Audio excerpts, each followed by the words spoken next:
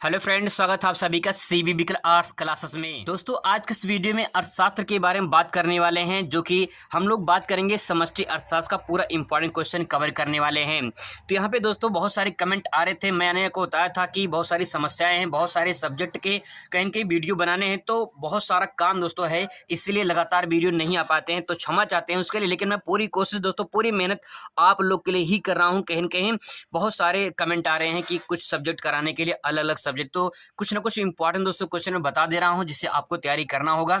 और पिछली वीडियो मैंने इंपॉर्टेंट क्वेश्चन बता दिया था, अगर आपने उसको देखा होगा तो वहां पे इंपॉर्टेंट क्वेश्चन दोस्तों आप उसको नोट डाउन करें, वहां से खुद से तैयारी थोड़ा कर सकते हैं। आप कहीं न कहीं अगर आप थोड़ा सा तैयारी कर लेंगे तो आपके अंदर एक क्षमता हो जाएगी कि मैं अच्छे नंबर से पास हो सकता हूँ। ठीक है, तो दोस्तों यहाँ पे कुछ इंपॉर्टेंट क्वेश्चन है, उसको हम लोग को तैयार करना है। दोस्तों आपके अंदर थोड़ा सा एक मोटिवेशन भर देते हैं।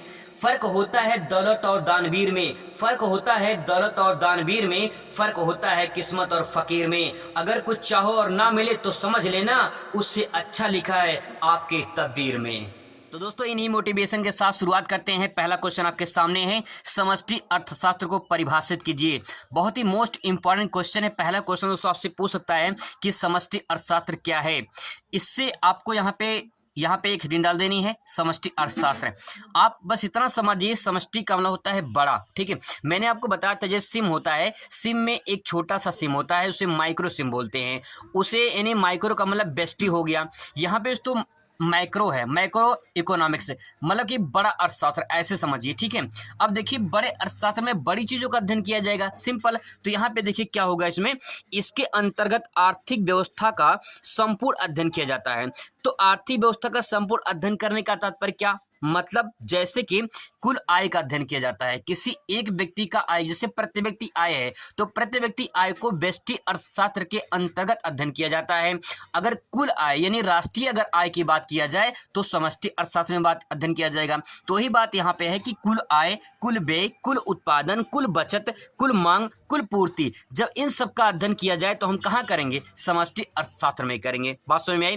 देखिए मैंने एक वैज्ञानिक की परिभाषा लिखा है, आपको एक वैज्ञानिक की परिभाषा नोट डाउन कर लेनी है। सुलूज के अनुसार मुझे थोड़ा सा आसान लगा, इसलिए मैंने इसको नोट डाउन कर लिया है। समष्टि अर्थशास्त्र का मुख्य यंत्र क्या है, राष्ट्रीय आय है। ठीक है, राष्ट्रीय आय का विश्लेषण करना ही समष्टि अर्थशास्त्र का ये बहुत बड़ा जो है अध्ययन है। ठीक है, यंत्र है। तो यहाँ पे सुलूज ने कहा है कि समष्टि जो अर्थशास्त्र है वो मुख्य यंत्र इसका है क्या, राष्ट्रीय आय। बस 2-3 लाइन आपको है, आसानी से इसको याद कर सकते हैं। ठीक है, अगला प्रश्न दोस्तों यहाँ पे देखिए, भारत सरकार के गैर कर आय के स्रोतों पर प्रकाश डालिए। बहुत ही महत्वपूर्ण प्रश्न दोस्तों है, इंपॉर्टेंट प्रश्न मैंने सेलेक्ट किए हैं जो कहीं न कहीं बार बार एग्जाम में पूछे जा रहे हैं। तो ध्यान रखिए, भारत सरकार के गैर कर आय के स्रोतों पर प्रकाश डालिए।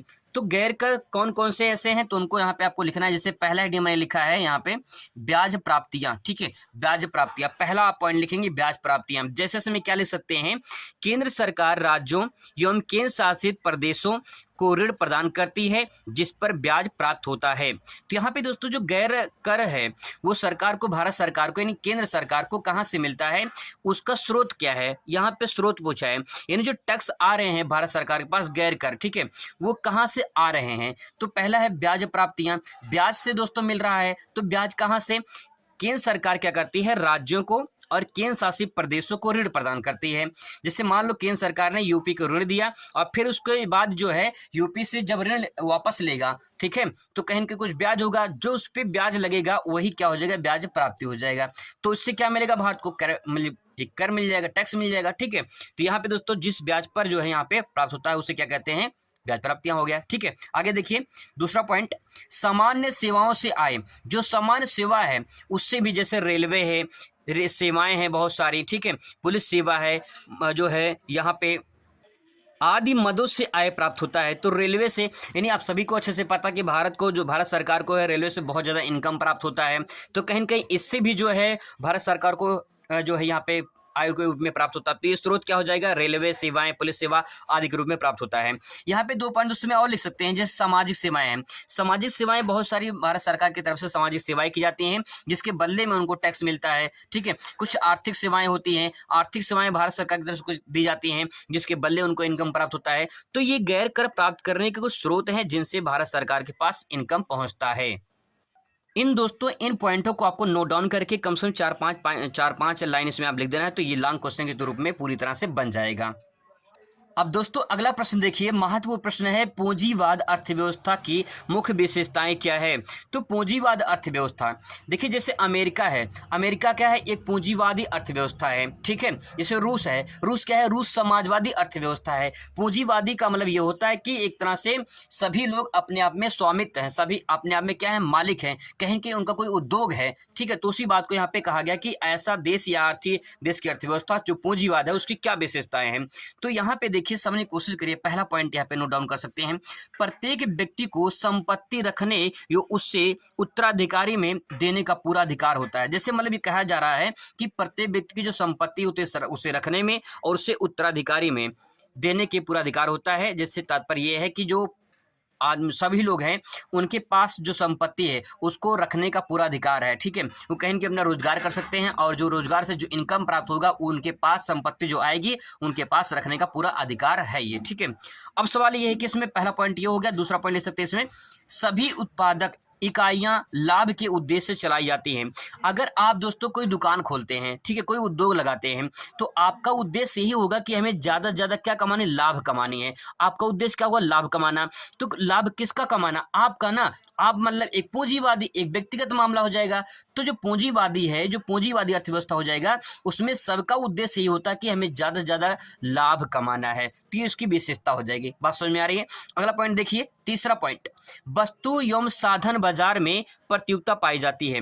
वस्तु और साधन बाजार मतलब ये दोस्तों यहाँ पे ये है कि जो प्रतियोगिता है ये कहाँ पाई जाती है, बाजार में। देखिए सारे लोग दुकान खोल के बैठे हैं, तो कहीं न कहीं उनमें प्रतियोगिता होगा। जो जिसकी वस्तु अच्छी होगी उसकी इनकम ज़्यादा होगी, यानी उसका बिक्री ज़्यादा होगा। तो वही बात यहाँ पे कही जा रही कि वस्तु एवं साधन बाजार में प्रतियोगिता पाई जाती है, कहीं न कहीं आपको प्रतियोगिता देखने को मिलेगी। अगर कोई सरकारी कोई कंपनी है तो सरकारी कंपनी किसी क्षेत्र में एक ही होता है, ठीक है। और कोई प्राइवेट कंपनी उद्योग वाला है तो कहीं प्राइवेट वहाँ पे खुला हुआ, उसके बगल में कोई खुला है, उसके बगल में कोई खुला है, तो उसमें दोनों में कंपटीशन हो जाता है। और जब प्रतियोगिता हो जाएगी, कंपटीशन हो जाएगा, तो कहीं न कहीं वस्तु और जो बाजार रहेगा उसमें वस्तुओं का एक तरह से कोई भी जितना ऑफर देगा उसका माल जो है उतना ही बिकेगा। तो कहीं की प्रतियोगिता बहुत ज़्यादा हो जाती है, इसकी विशेषता हो जाएगी। अगला पॉइंट लिख सकते हैं, उपभोक्ता, उत्पादक, व्यवसायी एवं निवेशक अपने अपने क्षेत्र में पूर्णतः स्वतंत्र होते हैं। देखिए अगर आप अपने दुकान खोल के बैठे हैं मार्केट में, ठीक है, तो आप अपने आप में राजा हैं। जब मन कहे तब बंद करो, जब मन कहे तब उसको चलाओ खोलो, ठीक है। यानी उत्पादक भी, उपभोक्ता भी, व्यवसाय भी, निवेशक क्या होते हैं, अपने आप में स्वतंत्र होते हैं। आप उपभोक्ता हैं, आपका जब मन करेगा आप आसानी से जाएंगे उस चीज़ को खरीदेंगे। उत्पादक जब उसका मन करेगा किसी वस्तु को उत्पादन करने तब वो उत्पादन करेगा। व्यवसाय जब भी करेगा जब उसका मन करेगा। तो अपने आप में क्या है, स्वतंत्र हैं, इसमें कोई दबाव नहीं है। अगर आपने गवर्नमेंट सेक्टर में है, गवर्नमेंट सेक्टर में अगर आपको टाइम निर्धारित किया भैया 9 बजे आपको ऑफिस में आ जाना है या कंपनी में आ जाना है, तो 9 बजे से लेकर आपको 4 बजे तक 3 बजे तक जो है काम जो करने ही करने हैं, तो आप बाध्य हो गए हैं, आप स्वतंत्र नहीं, वहाँ पे आप बाध्य हो गए हैं, ठीक है। तो कहीं न कहीं इसमें भी वो कहा गया है कि उपभोक्ता अपने आप में स्वतंत्र होता है, उत्पादक भी, व्यवसाय भी। अब दोस्तों यहाँ पे मन में सवाल ये मत ले कि बहुत सारी प्राइवेट कंपनियां हैं वहाँ भी लोग जाते हैं, तो वहाँ मतलब ये नहीं है, मतलब कि उपभोक्ता की है, एक उत्पादक की है, एक व्यवसाय की है और निवेशक का है, ये अपने आप में क्या हो, स्वतंत्र होते हैं, ठीक है। आगे देखिए 5वां पॉइंट, यह प्रणाली व्यक्ति की स्वतंत्र क्रियाओं पर आधारित होता है। सही बात है, वही बात है कि व्यक्ति की क्रियाओं पर स्वतंत्र रूप से होता है कि अगर व्यक्ति चाहे तो वो पूंजीवाद मतलब कि अपना सकता है। यानी कहने तात्पर्य ये है कि अगर वो चाहे तो उत्पादक, उपभोक्ता ये सब जो है अपने आप में स्वतंत्र होते हैं, वो जब चाहे तब उस काम को कर सकते हैं। आई होप दोस्तों आपको समझ में आ रहा होगा। अगला क्वेश्चन देखिए, लॉन्ग क्वेश्चन में आपसे पूछ सकता है, बहुत ही महत्वपूर्ण प्रश्न है। 1929 की महामंदी का वर्णन कीजिए। इसी क्वेश्चन को अथवा करके पूछा गया है, महामंदी की कारण बताइए। दोस्तों आपको बता दें कि जो महामंदी है ये यूएसए में आई थी, ठीक है। 1929 में यूएसए में आया था। शेयर मार्केट धराशायी हो गया था, नीचे गिर गया था रातों रात यूएसए का। तो शेयर मार्केट के गिरने से बहुत बड़ी जो है मंदी आई थी। मंदी का मतलब घाटा, और महामंदी का मतलब बहुत बड़ी घाटा हो जाएगी, ठीक है। तो यहाँ पे दोस्तों बड़ी बात ये है कि जो महामंदी आई थी इसका कारण क्या था, ठीक है, इन्हीं कारणों को समझना है। तो जो अमेरिका का वॉल स्ट्रीट एक्सचेंज, ये शेयर मार्केट का नाम था, ठीक है। क्या नाम था इसका, wall street wall street exchange ये शेयर मार्केट का नाम था। वॉल स्ट्रीट जो है एक्सचेंज, ये यूएसए का शेयर मार्केट का नाम था, जो रातों रात धराशायी हो गया, मतलब गिर गया था। तो गिरने की वजह से जो है ये घाटा हो गया, और घाटा नहीं बल्कि बहुत बड़ा घाटा हुआ। उसकी चक्कर में कई सारे देश चपेट में आ गए, ठीक है। तो जैसे बीमारी होती है, जब तक बीमारी एक व्यक्ति को होती है या फिर एक देश में होती है तो बीमारी ही होती है। जब वो पूरे देश में फैल जाती है तो बीमारी नहीं बल्कि महामारी हो जाती है। इससे कोरोना हो गया। कोरोना क्या है? एक बीमारी थी जिससे चाइना में फैली, तो धीरे धीरे जब पूरे देश को अपने चपेट में लिया तो क्या हो गया? महामारी हो गया। तो वही चीज़ है यहाँ पे, घाटा तो हुआ यूएसए में, लेकिन घाटा ये बहुत बड़ा घाटा हो गया, क्योंकि बहुत सारे देश थे जो यहाँ पे शेयर मार्केट में पूंजी लगाए थे, तो उनका भी धराशायी हो गया, तो उनके भी असर पड़ा। तो जब असर पड़ा तो उनका भी घाटा हो गया। तो यूएसए का घाटा, फिर दूसरे देश का घाटा, फिर दूसरे देश का घाटा, तो मंदी नहीं बल्कि महामंदी आ गई। अब दोस्तों इसके बात करते हैं, व्याख्या करते हैं इसकी। महामंदी आपको हेडिंग डालना है, इसके बारे में थोड़ा 2-4 लाइन आपको लिखना है। क्या लिखना है? देखिए, अक्टूबर 1929 ईस्वी में न्यूयॉर्क के शेयर बाजार में शेयर के मूल्य अचानक बहुत तेजी से नीचे आ गया, जिसके फलस्वरूप आर्थिक जगत में समस्या उत्पन्न हो गई। इसे 1929 ईस्वी को महामंदी कहा गया। दोस्तों यहाँ से अलग से क्वेश्चन पूछ सकता है बहुविकल्पीय में, अति लघु में, कि महामंदी जो है कब आई थी? तो 1929 में 1929 ध्यान रखिएगा, 1929, ठीक है। 1929 में महामंदी आया था। कहाँ पे आया था दोस्तों? ये अमेरिका में आया था, ठीक है। अमेरिका, न्यूयॉर्क के शहर यानी अमेरिका, ये कहाँ पे है? अमेरिका यानी यूएसए, ठीक है। यूनाइटेड स्टेट ऑफ अमेरिका यानी संयुक्त राज्य अमेरिका। तो न्यूयॉर्क के शेयर मार्केट जो था वो अचानक धराशायी हो गया, गिर गया था, अचानक गिर गया था, तो जिसके कारण जो है आर्थिक जगत में खलबली मच गई, समस्या उत्पन्न हो गई, और इसे 1929 का महामंदी कहा जाता है, ठीक है। आगे इसको लिख सकते हैं, प्रथम विश्व युद्ध के फलस्वरूप उत्पन्न क्षतिपूर्ति तथा युद्ध ऋण की समस्याओं ने विश्व के आर्थिक तंत्रों तथा अंतर्राष्ट्रीय व्यापार के छिन्न भिन्न कर दिया था। बहुत समस्या दोस्तों हो गई थी जब प्रथम विश्व युद्ध हुआ था। समझने की कोशिश करिएगा, यहाँ पे कहा जा रहा है कि जो प्रथम विश्व युद्ध हुआ था उसमें उसकी क्षतिपूर्ति हुई थी। बहुत सारे देश थे जो प्रभावित हुए थे, कहें कि उनकी आर्थिक स्थिति खराब हो चुकी थी, जिसके कारण अंतर्राष्ट्रीय व्यापार छिन्न भिन्न हो गया था, जिससे आर्थिक विश्व में आर्थिक संकट उत्पन्न हो गया था। मतलब जो ये प्रथम विश्व युद्ध हुआ था उसके बाद जो है कहीं न कहीं समस्या खड़ी हो गई। जब दो गुटों में लड़ाई होती है दोस्तों तो कहीं न कहीं नुकसान होता है, और नुकसान दोनों का होता है, और जो नुकसान होता है उसकी भरपाई बाद में करना पड़ता है। तो वही दोस्तों यहाँ पे समस्या आई थी कि प्रथम विश्व युद्ध के बाद आर्थिक जगत में पूरी तरह से संकट उत्पन्न हो गया था। दोस्तों जो पॉइंट यहाँ पे लिखा गया है प्रथम विश्व युद्ध, ये महामंदी से रिलेट करता है, क्योंकि बहुत सारे देश थे जिनकी आर्थिक स्थिति खराब हो गई थी, वो कहीं न कहीं अमेरिका से एक तरह से ऋण लिए थे। तो जब अमेरिका का शेयर मार्केट डाउन हुआ तो कहीं कि उन पे भी प्रभाव पड़ा। तो ये पूरा का पूरा खेल जो है ये इससे रिलेटेड है, ठीक है।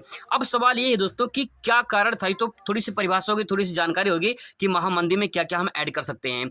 अब सवाल है कि महामंदी आई क्यों, इसका कारण क्या है। दोस्तों यहाँ पे महामंदी में कुछ पॉइंट आप यहाँ पे ले सकते हैं। जैसे पहला पॉइंट है, मैंने लिखा है आर्थिक महामंदी का प्रारंभ 1929 से 1933 तक रहा। तो यहाँ पे देखिए डेट है, लेकिन इसमें से आपको ध्यान में रखना है 1929 से ध्यान में रखना है, ठीक है। 1933 तक चला था, लेकिन 1929 में इसकी शुरुआत हो चुकी थी, और आपसे यही डेट पूछा जाता है। इसके बाद दूसरा पॉइंट इसमें ले सकते हैं, यह महामंदी 2 महायुद्धों के बीच का समय है। 2 महायुद्धों का मतलब एक तरफ प्रथम विश्व युद्ध, दूसरी तरफ द्वितीय विश्व युद्ध। यानी दोस्तों जो डेट यहाँ पे देख रहे हो आप, ये डेट यहाँ पे जो 1929 लिखा है, प्रथम विश्व युद्ध जो फर्स्ट वर्ल्ड वॉर हुआ था ये 1914 से 1918 के बीच में हुआ था, और जो सेकंड वर्ल्ड वॉर हुआ था ये 1939 और 1945 तक हुआ था, ठीक है। ये डेट था, ये फर्स्ट वर्ल्ड वॉर और ये सेकंड वर्ल्ड वॉर। अब दोस्तों यहाँ पे दे सकते हैं 1929 दोस्तों यहाँ पे कहेंगे इन दोनों के बीच का एक संक्रमण क्षेत्र है। तो यहाँ पे दोस्तों वही बात कही जा रही है कि ये महामंदी 2 महायुद्धों के बीच का समय है, ये कहीं कहीं बहुत बड़ा कारण बन गया। आगे देखिए, प्रथम विश्व युद्ध के बाद अमेरिका कर्जदाता देश के रूप में उभरा, ठीक है। अब दोस्तों यहाँ पे बात मैंने वही बताया था कि अमेरिका बहुत सारे देशों को कर्ज दिया था, ठीक है। अब जो कर्ज दिया था वो किस लिए दिया था, क्योंकि प्रथम विश्व युद्ध में बहुत सारे देशों की आर्थिक स्थिति खराब हो गई थी। आप इस बात को दोस्तों समझ सकते हैं, जैसे मान लो कि 2 गुटों में लड़ाई हो गई, ठीक है। 2 गुटों में लड़ाई हो गई, अब इन दोनों को लड़ाई हो जाएगी जब, तो कोई भी ऐसा, जब लड़ाई समाप्त होगी तो कोई भी ऐसा जो व्यक्ति रहेगा जिसके पास पैसा उससे ज़्यादा रहेगा, इन दोनों की मदद करेगा, है ना, या एक ही लोग की मदद करेगा। अगर मान लेते हैं जो ये मदद कर रहा है इस देश का, ठीक है, या व्यक्ति का, अगर यही कहीं खतरे में पड़ जाए, जो व्यक्ति मदद कर रहा है, तो क्या इन पे प्रभाव पड़ेगा? बिल्कुल प्रभाव पड़ेगा इन पर। तो वही बात दोस्तों यहाँ पे हो रही है। अमेरिका जहाँ पे कर्जदाता के रूप में था, यानी कर्ज दे रहा था दूसरे देशों को, हेल्प कर रहा था, मदद कर रहा था, उसकी कहीं न कहीं जो कर्ज देने वाला व्यक्ति था, जो अमेरिका था, वही खतरे में पड़ गया, उसकी ही महामंदी आ गई, उसके घाटे में चला गया, तो दूसरे देशों को कर्ज दे पाएगा? नहीं दे पाएगा ना। तो जो जिसको दे रहा था उसकी समस्याएं बढ़ जाएंगी या कम, मतलब बढ़ जाएंगी या कम हो जाएगी? और बढ़ जाएगी, क्योंकि उसके पास पैसा ही नहीं मिल पाएगा। तो वही दोस्तों बात यहाँ पे कही जा रही है कि प्रथम विश्व युद्ध के बाद अमेरिका कर्जदाता के रूप में उभरा था, ठीक है। अब यहाँ पे जब कर्जदाता कर्ज दे रहा था अमेरिका, तो भाई ज़्यादा पैसा दे दिया, तो पैसा कहीं की कमी हो गई। जब पैसा कमी हो गई तो खुद कैसा पैसा खत्म हो, तो घाटा हो गया, और बहुत बड़ा घाटा हो गया, ठीक है। आगे देखिए, कृषि उत्पादों के दाम नीचे आ गए, जिससे किसान घाटे कारण कर्ज में डूब गए। अमेरिका पैसा देता चला गया। इसके बाद जब पैसा ही नहीं रहा तो कृषि उत्पादों में जो कमी आ गई, क्योंकि किसान कच्चे माल नहीं खरीद पा रहे थे, तो जिसके कारण कच्चे माल में नहीं खरीद पा रहे, तो कृषि नहीं हो पा रही थी। जब कृषि नहीं हुई तो जैसे कहीं न कहीं समस्या खड़ी हो गई, कृषि नहीं होगी तो इनका मतलब जो रोजगार वगैरह है, जो कृषि से मिलते हैं, जो कृषि से अन्य चीज़ें उत्पादन होते हैं, वो कहीं न कहीं कम हो गए, जिसके कारण बहुत सारी कंपनियां, बहुत सारे जो उद्योग थे वो डूब गए। तो किसान घाटे में आ गया और कर्ज का डूब गया। तो इसमें भी कारण लिख सकते हैं। आगे देखिए, अमेरिका की पूरी बैंकिंग व्यवस्था गड़बड़ा गई। अंतर्राष्ट्रीय अर्थव्यवस्था जो बड़े पैमाने पर अमेरिकी पूंजी पर निर्भर थे, जिससे पूरे विश्व में महामंदी आ गई। दोस्तों, जो अमेरिका की बैंकिंग व्यवस्था थी पूरी तरह से धराशायी हो गई, बैंकों से पैसे खत्म हो गए। जैसे आपने नोटबंदी के बारे में जब आपने सुना होगा, नोटबंदी जब हुई थी तो नोटबंदी में क्या हो रहा था कि कहीं की पैसे तो खत्म हो गए थे, लंबी लंबी लाइन लगी है बैंकों में 2000 रुपये निकालने के लिए। तो वैसे ही बैंकिंग व्यवस्था कहीं कहीं अमेरिका में गड़बड़ा गई जब महामंदी आ गई। अंतर्राष्ट्रीय अर्थव्यवस्था जो बड़े पैमाने पर अमेरिकी पूंजी पर निर्भर थे, वही बात दोस्तों ये कि अमेरिका पैसा दे रहा था, कर्जदाता था, अमेरिका पैसा दे रहा था अंतर्राष्ट्रीय दूसरे देशों को, तो बड़े पैमाने पर अमेरिकी पूंजी भी निर्भर थे। मतलब कि जिसपे जैसे आपको कोई पैसा दे रहा है और आप अपने उससे खर्चा चला रहे हैं, अगर उसको कुछ हो जाए, जो पैसा आपको दे रहा है, तो आपके ऊपर समस्या आएगी कि नहीं आएगी? बिल्कुल आएगी। तो जिससे महामंदी का दौर शुरू हो गया और बहुत बड़ा घाटा सामने आया। तो दोस्तों, इसमें कुछ कारण है जिसे आप ले सकते हैं और आप अच्छे तरीके से इसको प्रेजेंट कर सकते हैं। ये क्वेश्चन अगर आएगा तो अच्छे तरीके से आप जरूर लिखिएगा, आपको पूरा नंबर जरूर मिलेगा।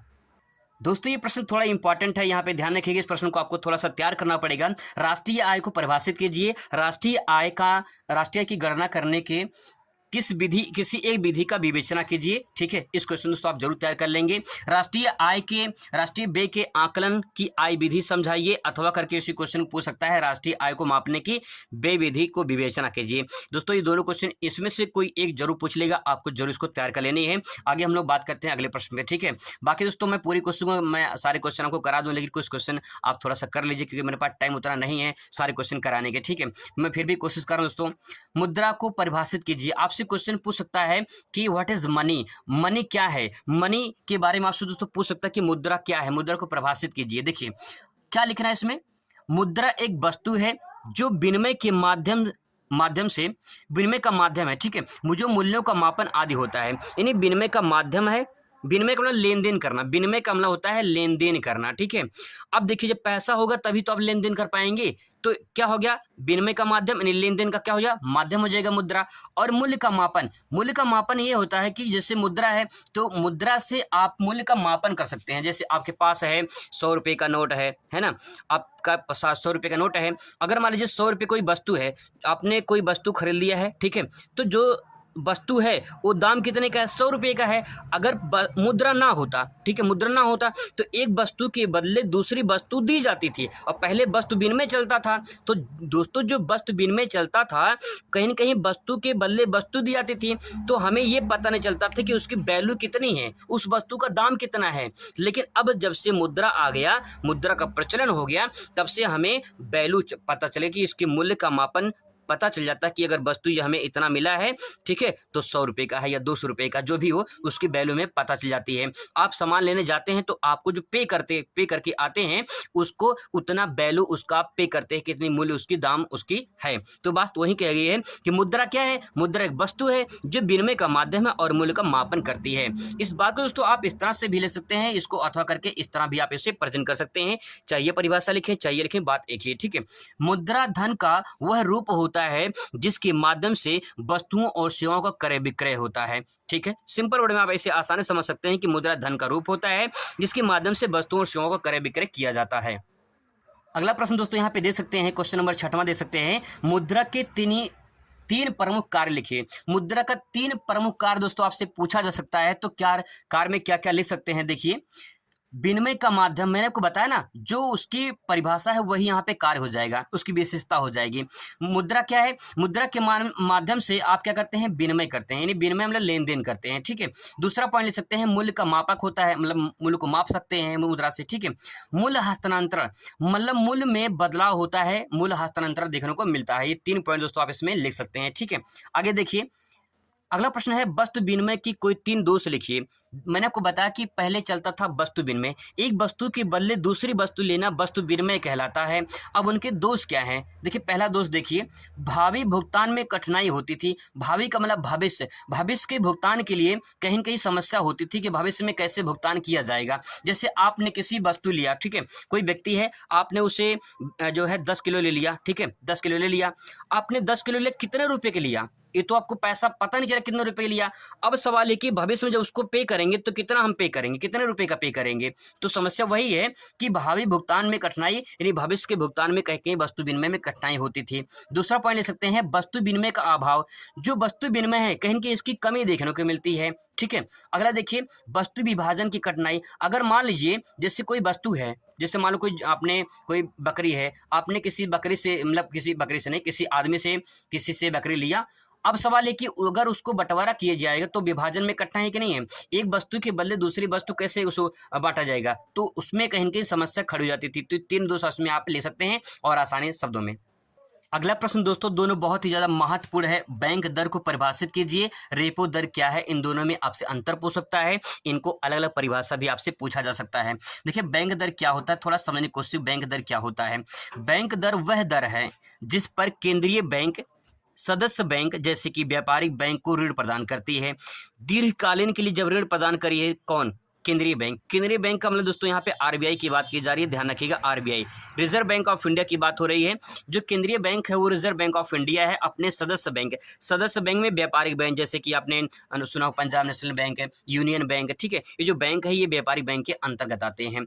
अब क्या है, केंद्रीय बैंक, जो केंद्रीय बैंक है जो अपने व्यापारिक बैंक को लंबे समय के लिए जब बैंक ऋण प्रदान करे तो उसे कहते हैं बैंक दर। जिस दर पर केंद्रीय बैंक व्यापारिक बैंक को ऋण प्रदान करती है उस दर को हम बैंक दर कहते हैं। बात समझ में आ गई? और ये जो ऋण प्रदान होता है दीर्घकालीन के लिए होता है, ध्यान रखिएगा, इसको दीर्घकालीन के लिए होता है, ठीक है। अब इसकी थोड़ा सा यहाँ पे समझने की कोशिश करिएगा, रेपो दर क्या होता है। रेपो दर की बात करें, वह दर जिस पर आरबीआई यानी केंद्रीय बैंक से व्यापारिक बैंक सिक्योरिटी यानी प्रतिभूति रखकर अल्पकालिक ऋण लेते हैं। जैसे कोई लोन लेता है तो लोन किस पे मिलता है? जैसे मान लो अपने घर के कागज जमा कर दिए आप, या फिर जो है अपने सोना वोना जो आपके पास था उसको जमा कर दिए, उसके बदले आपको मिल गया। तो जो आपने सोना जमा किया है, जो अपने कागज, अपने जमीन का टुकड़ा कागज का टुकड़ा जो जमा किया है वो क्या है? सिक्योरिटी है, वो प्रतिभूति है। तो उसके बदले जो ऋण मिलता है उसको बोलते हैं रेपो दर। तो यहाँ पे आरबीआई के पास यानी केंद्रीय बैंक के पास जब व्यापारिक बैंक कोई सिक्योरिटी जमा करते हैं, कोई प्रतिभूति जमा करते हैं और कैसा होता है वो अल्पकाल के लिए होता है, तो उसे दोस्तों रेपो दर कहा जाता है। आई होप आपको समझ में आया होगा।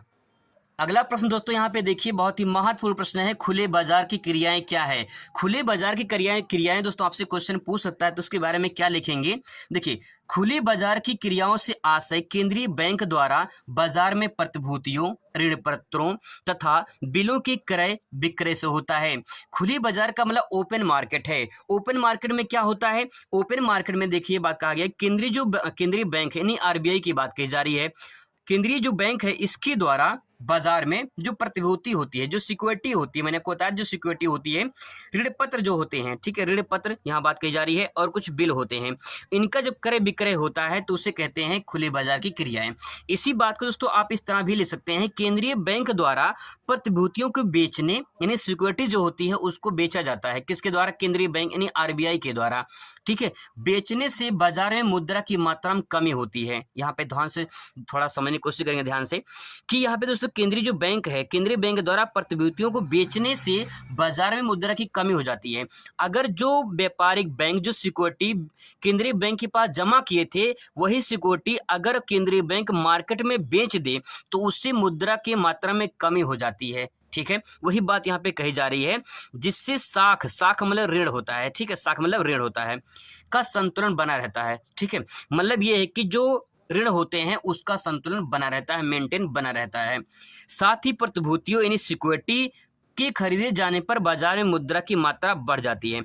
अगर कोई सिक्योरिटी खरीदता है, देखिए जब आरबीआई बेचता है तो मुद्रा की मात्रा में कमी होती है, और जो कोई खरीदता है, ठीक है, बाजार में खरीदता है सिक्योरिटी को, तो उसकी मात्रा बढ़ जाती है तथा साख का विस्तार हो जाता है। यहाँ पे दोस्तों बात समझने की कोशिश करें, बहुत इंपॉर्टेंट फैक्ट दोस्तों यहाँ पे कहा गया है, यहाँ पे ये कहा गया है कि जब आरबीआई ठीक है, आरबीआई जब अपने सिक्योरिटी को, जो सिक्योरिटी है, ठीक है, इसको जब बेचती है तो मुद्रा जो है, मुद्रा, ठीक है, इसकी मात्रा में कमी होती है। क्या कमी होती है? माइनस का मतलब कमी, ठीक है। यहाँ पे क्या होती है? कमी होती है। अब सवाल ये है जिससे साख संतुलन बनाता है। साख मतलब जो ऋण है उससे क्या होता है? संतुलन मतलब बराबर होता है, ठीक है। आगे देखिए, आगे कहा गया है साथ ही प्रतिभूतियां सिक्योरिटी खरीदे जाने पर, अगर सिक्योरिटी कोई खरीदता है, ठीक है, खरीदता है सिक्योरिटी, तो खरीदे जाने पर बाजार में जो मुद्रा की मात्रा होती है, वो मुद्रा की मात्रा क्या होती है दोस्तों? वो बढ़ जाती है, प्लस मतलब बढ़ जाती है। अब बढ़ जाती है तो साख जो विस्तार है, जो ऋण है, ऋण की मात्रा क्या हो जाती है? ऋण की मात्रा दोस्तों क्या हो जाती है? ये यहाँ पे उसका विस्तार होता है, मतलब बढ़ जाती है। ऋण की मात्रा क्या होती है? बढ़ जाती है। यही बात दोस्तों यहाँ पे कही जा रही है। आई होप दोस्तों कि आप धीरे धीरे समझ पा रहे होंगे। यहाँ पे देख लीजिए, अगला प्रश्न देख लीजिए। यहाँ पे केंद्रीय बैंक के प्रमुख कार्य की विवेचना कीजिए। यानी दोस्तों इसी क्वेश्चन को अच्छा करके पूछा गया है, reserve bank of India RBI के कार्यों का वर्णन कीजिए। ये बहुत ही मोस्ट इंपॉर्टेंट प्रश्न दोस्तों, ध्यान रखिएगा, आरबीआई के बारे में आपसे पूछ सकता है। यहाँ पे आपको ध्यान में रखना है कि आरबीआई की स्थापना 1935 में हुई थी, ठीक है। ध्यान रखिए, कभी कभी क्वेश्चन पूछ ले कि आरबीआई की स्थापना कब हुई थी, तो 1935 में हुई थी। अब यहाँ पे देखिए उसमें ले सकते हैं पत्र मुद्रा का निर्गमन करना। निर्गमन करना होता है एक तरह से जारी करना, ठीक है। जैसे कि आरबीआई क्या करता है, सिक्के और 1 रुपये को नोट को छोड़कर सभी नोटों का निर्गमन मतलब जारी करने वाला कौन है? आरबीआई है। देखिए सिक्के जो होते हैं, चाहे 1 रुपये का हो, चाहे 5 रुपये का, चाहे 10 रुपये का हो, इन सबको सिक्को छोड़कर और 1 रुपये का नोट को छोड़कर सभी जो नोट होते हैं वो आरबीआई के द्वारा निर्गमन मतलब जारी किए जाते हैं। ये पहला पॉइंट इसमें हो जाएगा आरबीआई की। दूसरा पॉइंट दोस्तों इसमें ले सकते हैं, दूसरा पॉइंट सरकारी बैंकर के रूप में कार्य करना। सरकारी बैंकर के मतलब ये होता है कि भारत सरकार तथा राज्य सरकार की ओर से धन प्राप्त करना तथा उनके आदेशानुसार उनका भुगतान करना। मतलब ये कहा जा रहा है कि सरकारी बैंकर के काम में करना ये है कि भारत सरकार तथा राज्य सरकार की ओर से क्या होता है? धन प्राप्त करता है और उनके आदेश के अनुसार जो है उनको भुगतान करता है। तो सरकारी बैंकर के रूप में हो कि नहीं हुआ? क्योंकि भारत सरकार और राज्य सरकार के अधीन हो जाएगा, ठीक है। दोस्तों सबसे महत्वपूर्ण प्रश्न यहाँ पे ये है, बैंकों का बैंक कभी कभी अलग से पूछ लेता है कि बैंकों का बैंक किसे कहा जाता है, तो आरबीआई को कहा जाता है। बैंकों का बैंक आरबीआई पर टिप्पणी लिखिए, ऐसा भी क्वेश्चन दोस्तों पूछ सकता है, तो आपको ध्यान में रखना क्या रखना है इसमें। बैंकों का बैंक, रिजर्व बैंक व्यापारिक बैंकों का अंतिम ऋणदाता होता है। इन जो व्यापारिक बैंक होते हैं, जैसे मैंने आपको बताया पंजाब नेशनल बैंक है, भारतीय स्टेट बैंक है, ठीक है, यूको बैंक है, तो ये जो बैंक हैं ये सब कहीं न कहीं इन बैंकों में जो है व्यापारिक बैंक होते हैं, जिसमें हम जनता यानी जनता जो है कहीं न कहीं खाता इनका होता है और पैसों का लेन देन होता है व्यापारिक बैंकों में। लेकिन कोई भी जनता रिजर्व बैंक में अपना खाता नहीं खोल सकती है। तो दोस्तों यहाँ पे जो व्यापारिक बैंक होते हैं, हम क्या करते हैं, अगर ऋण लेना होता है तो हम व्यापारिक बैंक से लेते हैं। अब सवाल है कि व्यापारिक बैंक कहाँ से ऋण लेगा? रिजर्व बैंक से लेगा, तो कहीं न कहीं बैंकों का बैंक है। अब भाई ये बैंक ये है और एक बैंक ये है, तो ये अब ये है कि एक बाप है, ये बेटा है, ऐसे समझ लीजिए। तो यहाँ पे सवाल ये है कि जो बेटा है ये पैसा कहाँ से लेगा? अपने बाप से लेगा, ठीक है। अब इसके बेटे कौन है? जनता हो जाएगा, हम सब पैसा कहाँ से लेंगे? व्यापारी बैंक से लेंगे। तो ये बात यहाँ पे कही जा रही है। तो बैंकों का बैंक इसलिए कहा जाता है क्योंकि रिजर्व बैंक जो है वो व्यापारी बैंकों को ऋण प्रदान करता है और अंतिम ऋणदाता के रूप में जाना जाता है। अगला पॉइंट दोस्तों यहाँ पे ले सकते हैं, साख को नियंत्रण करना। साख मतलब दोस्तों ऋण होता है। मैंने अभी आपको बताया था कि किस प्रकार से जो है मुद्रा का जो है कहीं के नियंत्रण करता है। इस प्रश्न दोस्तों मैंने वही आपको बताया था कि मुद्रा का निर्गमन कैसे होता है और साख संतुलन कैसे होता है, इसके बारे में चर्चा यहाँ पे कर चुके हैं। वही पॉइंट दोस्तों यहाँ पे नोट करना है, ठीक है। अगला पॉइंट आप ले सकते हैं, औद्योगिक वित्त व्यवस्था में सहायता प्रदान करना। जैसे बहुत सारी औद्योगिक सेक्टर होते हैं, उसमें वित्त व्यवस्था होती है, बड़ी बड़ी कहीं कहीं पूंजी लगानी पड़ती है, तो उसके लिए सहायता प्रदान कौन करता है? आरबीआई करता है। तो ये पॉइंट इसमें आप नोट डाउन कर देंगे, आपके लॉन्ग क्वेश्चन तैयार हो जाएगा। दोस्तों यहाँ पे कुछ महत्वपूर्ण प्रश्न है। मैंने जैसे आपको खुले बाजार क्रियाएं ये बता दिया है, ठीक है, वस्तु विनिमय बता दिया है, रेपो दर बता दिया है, केंद्रीय बैंकों के बारे में अभी चर्चा मैंने किया है, सो अलग से आप तैयार कर लेना, ठीक है। यहाँ पे दोस्तों इसके बाद भारतीय रिजर्व बैंक के साख नियंत्रण रीतियों की विवेचना कीजिए। ऐसा क्वेश्चन आपसे देखने को मिलेगा, तो इसको आप जरूर तैयार कर लें। साख सृजन प्रक्रिया क्या होती है? व्यावसायिक बैंक अर्थव्यवस्था में किस प्रकार साख सृजन करते हैं, विस्तार से समझाइए। इस क्वेश्चन दोस्तों आप जरूर तैयार कर लेंगे। और व्यापारिक बैंक के कुछ कार्य होते हैं, जैसे कि व्यापारिक बैंक में लोग खाता खोलते हैं, तो खाता खोलते हैं, उसमें अपना जो है पैसा जमा करते हैं, पैसा निकालते हैं, ऋण लेते हैं, ठीक है। इस प्रकार से दोस्तों कार्य में आप यहाँ पे लिखेंगे। तो दोस्तों यहाँ पे ये क्वेश्चन को जरूर तैयार कर लेंगे। मेरी जहाँ तक कोशिश है दोस्तों, मैं आपको अच्छे अच्छे क्वेश्चन करवा रहा हूँ, और यहाँ पे जितना मैंने क्वेश्चन कराया, अगर आप उसे तैयार करते हैं तो आपको कहीं फायदा जरूर होगा। मुलाकात करते हैं दूसरी वीडियो में। Thanks for watching.